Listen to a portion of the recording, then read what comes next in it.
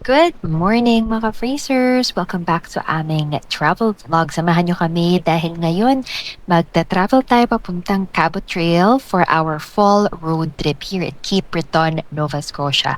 Isa ito sa pinaka-unforgettable na road trips namin dito sa Canada, ang pagbisita sa world's famous Cabot Trail sa Cape Breton Island here at Nova Scotia during the beautiful season of fall. Matagal na namin itong nasa bucket list. Lagi nga namin nakita yung mga photos and videos ng mga kilala namin, and we're witnessing kung gaano kaganda ang Cape Breton, lalong-lalo na kapag autumn. Kaya sobrang saya at grateful namin na finally natupad na din namin ito. Isa sa mga highlights ng road trip na to ay ang pagsakay namin sa Cape Smoky Gondola. Kahit medyo may kamahalan ng ticket, masasabi namin sulit naman yung binayaran. Kaya habang paakyat, kitang-kita ang napakagandang fall colors ng mga bundok at ng kagubatan. Pagdating sa taas, talagang ma-feel mo yung autumn vibes kasi parang postcard yung paligid sa sobrang ganda.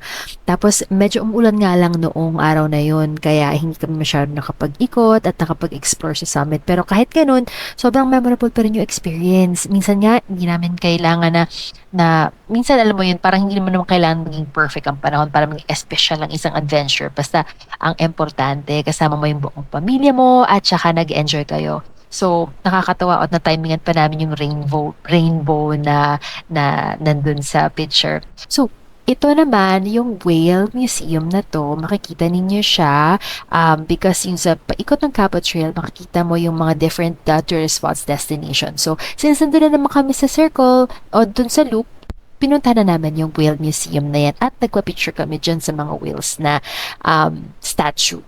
Yan. Kasama na rin pala sa aming itinerary nung araw na yon ay yung pagbisita na rin namin sa world's largest fiddle. Ito yung makikita mo sa Sydney, Cape Breton. Ang giant fiddle na to ay simbolo ng mayamang Celtic music heritage ng Cape Breton at isa sa pinaka-popular na landmarks dito sa lugar na yon.